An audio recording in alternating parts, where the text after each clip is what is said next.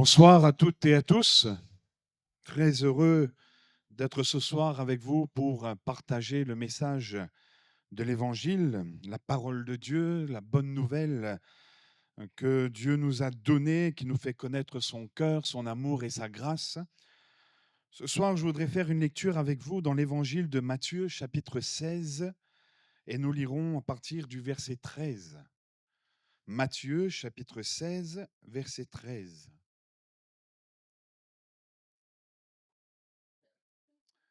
Il est dit ceci: Jésus étant arrivé dans le territoire de Césarée de Philippe, demanda à ses disciples: Qui suis-je au dire des hommes, moi, le Fils de l'homme? Ils répondirent: Les uns disent que tu es Jean-Baptiste, les autres Élie, les autres Jérémie ou l'un des prophètes. Et vous, leur dit-il, qui dites-vous que je suis? Simon-Pierre répondit: Tu es le Christ, le Fils du Dieu vivant. Amen. Jésus va interroger dans ce passage de l'Écriture ses disciples sur ce que disent les gens à son sujet. Et nous voyons que les disciples vont dire à Jésus que ce qu'ils entendent dire à son sujet, c'est que les gens pensent que Jésus est un prophète. Nous l'avons lu, les uns disent que tu es Jean-Baptiste, les autres prennent Jésus pour Élie, les autres pour Jérémie ou l'un des prophètes. Dans notre siècle, et même avec les évolutions technologiques et les moyens d'information que nous avons aujourd'hui, nous voyons que Jésus est celui qui est toujours méconnu. Je ne sais pas pour vous qui est Jésus, ce qu'il représente. Pour certains, Jésus n'est qu'un moyen de vivre une religion, de vivre une croyance. Pour d'autres, Jésus, ce n'est qu'une relique, c'est du temps passé, c'était de belles histoires, mais aujourd'hui, les choses ont évolué, ont avancé. Ce Jésus, il est dépassé. Pour certains, ils ont la connaissance et la vision de ce Jésus qui est un Jésus des temps anciens, qui n'est que de l'histoire. Pour d'autres, Jésus n'existe pas. C'est l'invention des hommes. On n'y croit pas. Ce sont des histoires d'hommes. Ce sont des fables, des contes. Et nous voyons que dans notre société, Jésus est celui qui n'est pas reconnu à sa véritable valeur. Jésus n'est pas reconnu et élevé à sa véritable valeur. Jusqu'au moment où nous voyons que Jésus va poser cette question à ses disciples: Et vous, qui dites-vous que je suis? Et voilà que Simon-Pierre, ce disciple qui était là, va proclamer ceci: Tu es le Christ, le Fils du Dieu vivant. Alléluia. Et au travers de cette déclaration, c'est la vraie valeur de Jésus qui est proclamée. C'est la vraie valeur de Jésus que nous voulons aussi vous annoncer en cet instant. C'est de ce Jésus-là que nous voulons proclamer également. Il est question de ce Jésus qui est le Seigneur. Alléluia. Jésus n'est pas un Jésus des temps anciens. Jésus n'est pas une relique. Il n'est pas une idole faite de main d'homme. Il n'est pas donc l'histoire d'invention des hommes. Mais par cette déclaration, tu es le Christ, le Fils du Dieu vivant. Il est question de la divinité de Jésus. Nous proclamons que Jésus-Christ est Seigneur. Alléluia. Que Jésus-Christ est le Dieu vivant, qu'il est le Dieu glorieux, qu'il est le Dieu tout-puissant. Jésus n'a rien à voir avec une simple religion. Et nous ne vous parlons pas de religion ce soir. Nous vous parlons du véritable Dieu, du Dieu qui existe, du Dieu qui a des oreilles et qui entend, du Dieu qui a une bouche qui parle, des mains qui agissent avec puissance, avec gloire, avec majesté et surtout avec amour. Alléluia. Parce que ce Jésus que nous proclamons, ce Dieu que nous proclamons est un Dieu rempli d'amour et de grâce pour tous les hommes. C'est un Dieu qui veut, là encore, nous faire du bien. C'est un Dieu qui désire nous appeler à venir à lui. C'est un Dieu qui désire régner sur notre vie. Un Seigneur, il règne. Et ce Dieu, Jésus-Christ, il veut régner sur notre vie, non pas pour nous asservir, non pas pour nous rendre esclaves, mais pour nous rendre libres. Alléluia. pour nous relever, pour nous faire du bien, pour là encore manifester son amour, sa grâce, sa bonté, sa bienveillance. Alléluia. C'est de ce Dieu-là que nous parlons et qui est proclamé dans ce passage de l'Écriture. Jésus, il est divin de par son éternité. Comme je le disais, Jésus n'a jamais été inventé par un homme. Mais Jésus, il est celui qui est éternel. Dans le livre de l'Apocalypse, chapitre 1, verset 8, il dira, le Seigneur dit, je suis l'alpha et l'oméga, le premier, le dernier, je suis celui qui était, qui vient, je suis le Tout-Puissant. Alléluia. Cela nous parle bien de ce Jésus, de celui qui est de toute éternité. C'est lui qui a créé le ciel, la terre, la mer et tout ce qui s'y trouve. C'est par sa parole, par sa puissance qu'il a créé le monde.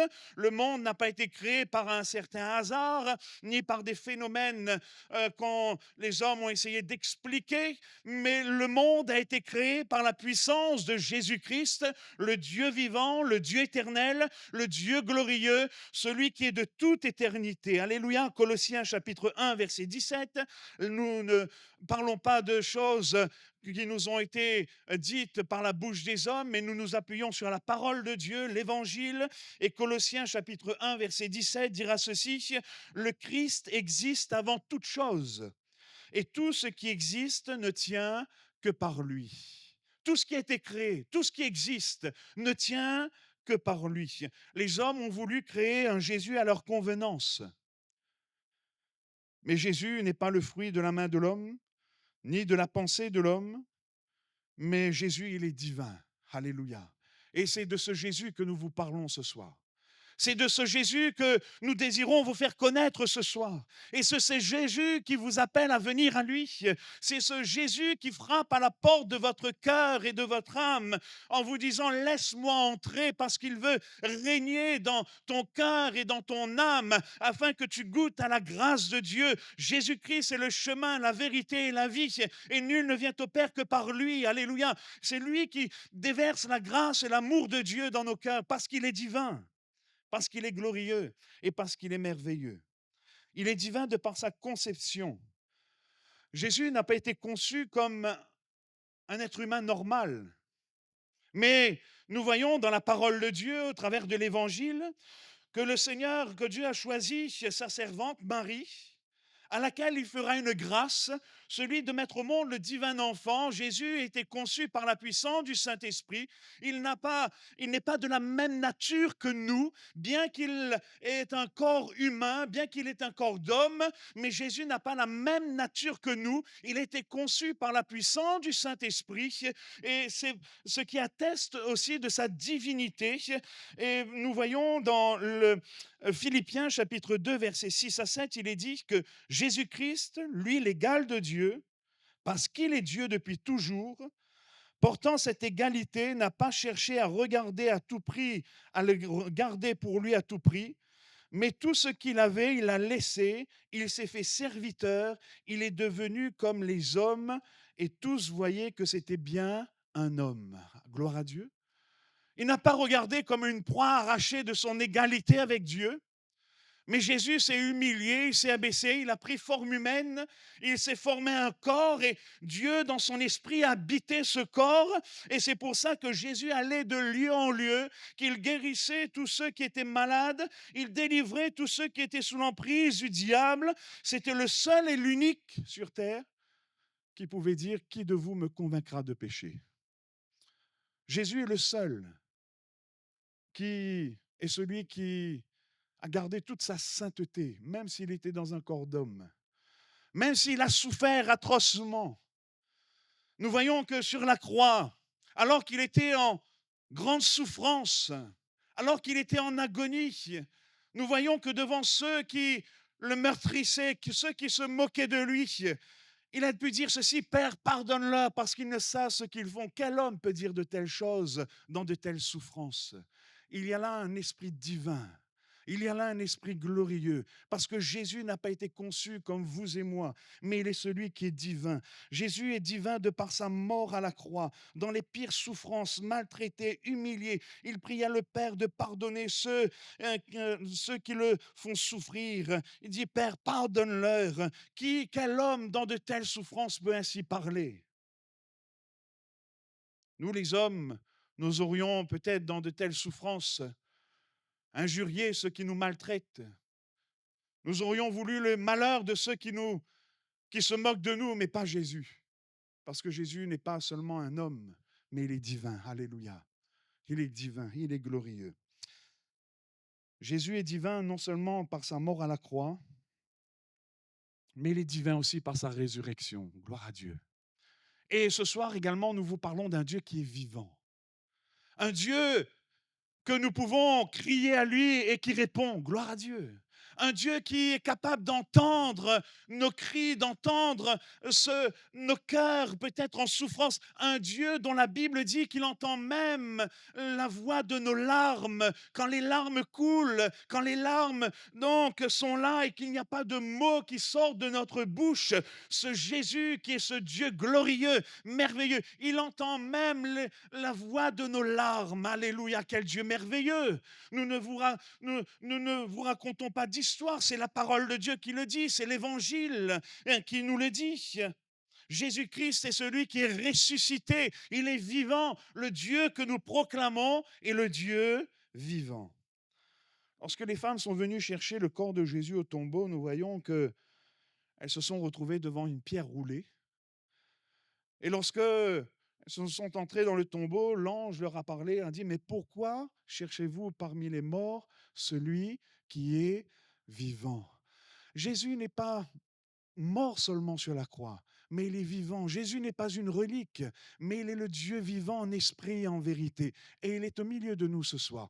Et parce qu'il est en vivant en esprit et en vérité, il peut agir pour chacun de nous. Il peut agir pour notre vie. Il peut agir pour notre cœur. Tu es le Christ, le Fils du Dieu vivant. Et parce que Jésus-Christ est divin, lui seul mérite notre admiration. Lui seul mérite que nous puissions lui donner notre vie. Lui seul mérite toute notre attention. Lui seul mérite tout notre cœur, notre âme et notre être. Lui seul mérite. À lui seul doit revenir la gloire. Alléluia. Parce qu'il est Seigneur, parce qu'il est divin.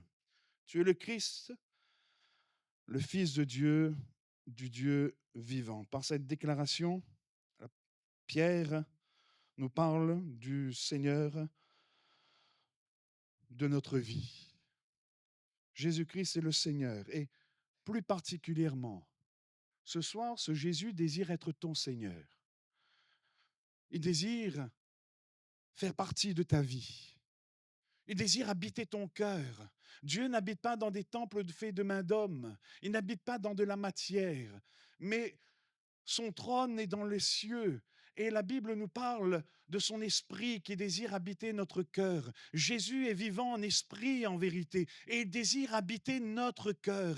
Il désire habiter ton cœur. Il désire faire de ta vie son habitation en esprit et en vérité. Et quand Jésus habite un cœur, c'est une vie qui est comblée. C'est une vie qui connaît la grâce de Dieu. C'est une vie qui est remplie de joie. C'est une vie de bonheur. Alléluia. Nous sommes dans un monde où les gens cherchent le bonheur, où les gens cherchent la quête du bonheur. Ils vont se livrer à toutes sortes de choses pour trouver le bonheur. Mais le vrai bonheur se trouve en Jésus. Alléluia.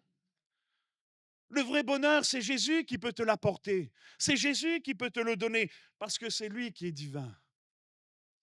Et ce n'est pas un bonheur fabriqué, ce n'est pas un bonheur passager, mais c'est un bonheur miraculeux parce que c'est un bonheur divin. C'est le bonheur qui vient du ciel. Alléluia. Et ce soir, ce Jésus se tient à la porte de ton cœur et il frappe. Ce Seigneur. Et il dit, prenez sur vous mon joug et mon fardeau qui est doux et léger. Le joug de Jésus, c'est sa présence. Cette présence qui est doux, léger, qui nous relève, qui nous fait du bien, qui nous restaure, qui nous console, qui nous donne toute notre dignité d'être humain. Parce que voyez-vous, si par cette déclaration tu es le Christ, le Fils du Dieu vivant, Donc, il est annoncé que Jésus-Christ est Seigneur, mais il est également annoncé que Jésus-Christ est le Sauveur. Gloire à Dieu. Et Jésus-Christ est le Sauveur de l'humanité. Jésus-Christ veut être aussi ton Sauveur ce soir. Il veut non seulement être ton Seigneur, mais il veut être aussi ton Sauveur. Dans l'évangile de Luc, chapitre 19, verset 10, il nous est dit, en effet, le Fils de l'homme est venu chercher et sauver ceux qui étaient perdus. Laissez-moi vous dire que nous sommes perdus à cause de nos péchés. Nous sommes dans les ténèbres à cause de nos péchés, privés de la gloire de Dieu, sous le joug de la condamnation, sous le joug du jugement éternel, sous le joug donc de la perdition. Et nous voyons les conséquences du péché dans la vie des hommes. Nous voyons les hommes esclaves, esclaves de la drogue, esclaves de toutes sortes de plaisirs, esclaves de toutes sortes de dérèglements. Les hommes sont dans la souffrance, les foyers sont détruits, les maisons, les familles sont abattues à cause du péché. Nous entendons la haine, la violence. Tout ça, ce sont les conséquences du péché. Et Dieu est dans la tristesse lorsqu'il voit les hommes abattus. Dieu est dans la tristesse quand il voit les hommes se déchirer les uns et les autres. Il est dans la tristesse de voir les foyers détruits. Il est dans la tristesse. Ce qu'il est venu, il est venu pour sauver. Alléluia. C'est pour ça que Jésus a quitté son ciel de gloire. C'est pour ça que Jésus est venu sur la terre. Il est venu pour nous sauver. Et Jésus, pour nous sauver, il a donné sa vie. Alléluia. Il est allé jusqu'à la croix parce qu'il nous a tant aimés et il nous aime toujours tant. Jésus nous aime. Ce monde t'a peut-être mis de côté. Ce monde, peut-être, pour ce monde, ta vie n'a pas de valeur. Tu as été laissé de côté, tu as été abandonné, méprisé. Mais Jésus t'aime. Jésus, pour lui, tu as une grande valeur. Il te désire, il te veut. Il veut te libérer de ce péché. Alléluia. Jésus a donné ses mains afin que nos mains fassent ce qui est bien. Gloire à Dieu. Jésus a donné ses pieds pour que les clous sont entrés dans ses pieds, c'était pour nous. Jésus a pensé à nous. Il nous connaissait. Rien n'est voilé aux yeux de Dieu. Rien n'est caché aux yeux de Dieu. Il nous connaissait avant même que nous existions. Parce que nous ne sommes pas le fruit du hasard. Nous sommes le fruit de la volonté de Dieu, quelle que soit notre histoire, quel que soit donc ce qui s'est passé. Mais c'est que Dieu a permis que nous soyons là. Et Dieu a permis pour que nous puissions venir à lui, afin que nous vivions sa grâce. Et les clous sont entrés dans les pieds de Jésus par amour pour nous, pour toi, parce que Jésus nous aime, parce que Jésus t'aime. Car Dieu a tant aimé le monde qu'il a donné son Fils, Jésus-Christ, afin que quiconque croit en lui ne périsse point, mais qu'il ait la vie éternelle. Et le message de l'Évangile, c'est que Jésus est non seulement le Seigneur, mais il est le Sauveur de l'humanité. Jean-Baptiste a pu dire ceci: voici l'agneau de Dieu qui ôte le péché du monde. Sais-tu qu'avec Jésus, tu peux recommencer une vie nouvelle? Tu peux être une nouvelle personne, complètement transformée, non pas améliorée. Jésus n'améliore pas, mais Jésus transforme. Alléluia. Et tu peux être une personne transformée avec Jésus-Christ, complètement libérée. Si quelqu'un est en Christ, il est une nouvelle créature. Les choses anciennes sont passées et toutes choses deviennent nouvelles. Jésus veut faire de toi une nouvelle créature. Peut-être que dans ta famille, tu étais esclave de l'alcool, rien ne va plus dans ta famille. Mais si tu ouvres ton cœur à Jésus-Christ, si tu laisses Jésus, ce Seigneur et ce Sauveur, là, venir faire sa demeure en toi, il peut faire de toi une personne nouvelle, libre de ce qui te détruit, libre de ce qui te rend esclave, et il peut reconstruire ce qui est brisé, il peut reconstruire ce qui est cassé, il peut reconstruire ce qui a été mis en miettes, parce qu'il est divin, parce qu'il est Seigneur, et il est Sauveur. Il peut agir là où c'est cassé et brisé. Alléluia. Parce que Jésus est venu pour détruire les œuvres du diable.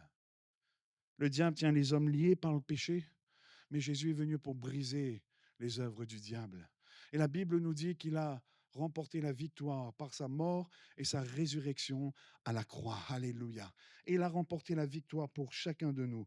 Cher ami, toi qui entends ce message, toi qui peut-être là est encore esclave du péché, ne reste pas sous le joug de la condamnation, ne reste pas sous le joug du péché, mais ouvre ton cœur à Jésus pour qu'il fasse de toi une nouvelle créature, que tu goûtes à sa grâce, que son esprit vienne habiter dans ton cœur et que tu puisses voir les portes du ciel s'ouvrir. Lorsque nous sommes en Jésus-Christ, eh ben, notre nom est inscrit dans le ciel, dans la gloire, dans le paradis céleste. Alléluia. N'est-ce pas ce que nous désirons tous, être auprès de Dieu pour l'éternité? C'est ce que Jésus nous donne, la vie éternelle. Alléluia. Au-delà de toute bénédiction, au-delà de la guérison, la Bible dit: que servirait-il à un homme de gagner le monde s'il devait perdre son âme? Que te servirait-il toutes les choses de la terre si tu devais périr en enfer, connaître la désolation éternelle? Que te servirait-il ces choses? Jésus est venu nous apporter bien plus.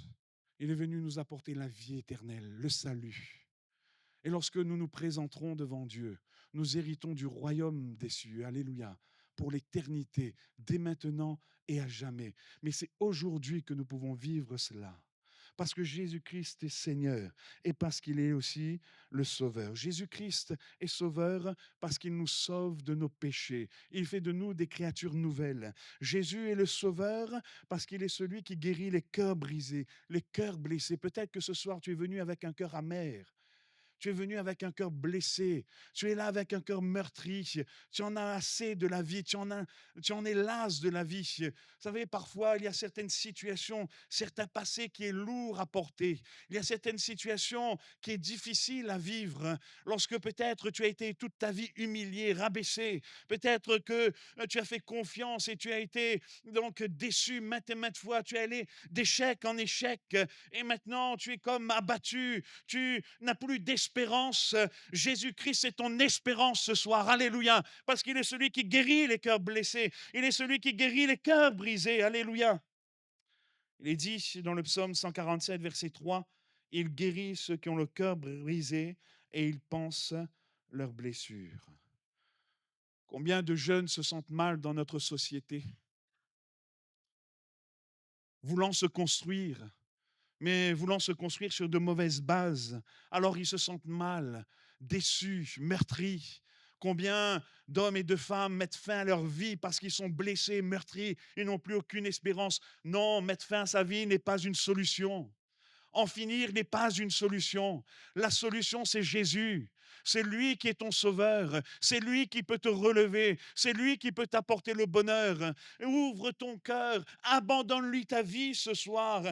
Dans le psaume 37, verset 5, il lui dit: confie ta vie au Seigneur. Aie confiance en lui et il agira. Ouvre ton cœur. Dis: Seigneur, me voici. Je me livre à toi. Tu connais mes blessures. Tu connais mes déceptions. Je te donne tout, Seigneur. Je délaisse tout à tes pieds. Seigneur Jésus, viens dans mon cœur. Et la Bible dit: quand un malheureux crie, l'Éternel entend et le délivre de toutes ses détresses. Toi qui es venu en détresse, crie à Jésus. Cher ami, monsieur, madame, cher jeune, toi qui entends ce message, crie à Jésus. Il t'entend et il est en mesure d'agir. Alléluia. Jésus est Seigneur et Sauveur parce qu'il pardonne les péchés, il nous donne la vie éternelle, il guérit les cœurs brisés et il est celui qui guérit de toute maladie. Et ce soir également, nous proclamons par ce passage de l'Écriture: tu es le Christ, le Fils du Dieu vivant. Nous proclamons la guérison divine. Parce que nous croyons que Jésus-Christ est celui qui guérit de toute maladie. Quels que soient les malades, quel que soit le mal, quelle que soit l'infirmité, par la foi, en saisissant la grâce de Dieu, en saisissant la parole du Seigneur, tu peux être guéri de ta maladie, de ton infirmité, de tout ce qui est déséquilibré dans ton corps. La Bible nous dit l'histoire de cette femme qui, j'aime bien dire que la Bible nous donne des témoignages, non pas une histoire, mais des témoignages. Et c'est l'histoire de c'est le témoignage de cette femme atteinte d'une perte de sang depuis 12 ans. La Bible nous dit qu'elle a dépensé tout son nécessaire dans la main des médecins. Nous pouvons imaginer qu'elle est allée consulter les plus grands spécialistes de son temps, mais son état allait en s'empirant, ses forces diminuaient, jusqu'au jour où elle voyait que Jésus passait. Elle avait entendu parler de Jésus qui guérit. Elle a entendu les miracles. Alors elle s'est dit dans son cœur, si je puis toucher le bord du vêtement de Jésus, je serai guéri. Ça, c'était sa foi. Voyez-vous? Et sa foi, elle l'a mis en action. Elle a agi. Elle s'est frayé un chemin. Ça n'a pas été facile. Ça n'a pas été évident. Mais elle s'est frayé un chemin. Elle a touché le bord du vêtement de Jésus. Et elle a été guérie instantanément. Alléluia. Jésus est le même, hier, aujourd'hui, éternellement. Il n'a pas changé. Ce qu'il a fait, il peut le faire encore ce soir. Il peut le faire aussi pour toi en cet instant. Si toi, tu le crois. Si tu crois, tu verras la gloire de Dieu. Si tu crois, aie confiance en lui. La Bible dit que c'est par ses meurtrissures que nous sommes guéris. Jésus a donné sa vie également pour notre guérison. Maintenant, c'est à nous de croire. C'est à nous de prendre la parole, de la serrer dans notre cœur et dire, Seigneur, tu es celui qui me guérit. Alléluia. Et de pouvoir faire agir ta foi. Et ainsi, tu le verras s'accomplir. Ce soir, nous ne sommes pas venus vous apporter une religion, ni une croyance.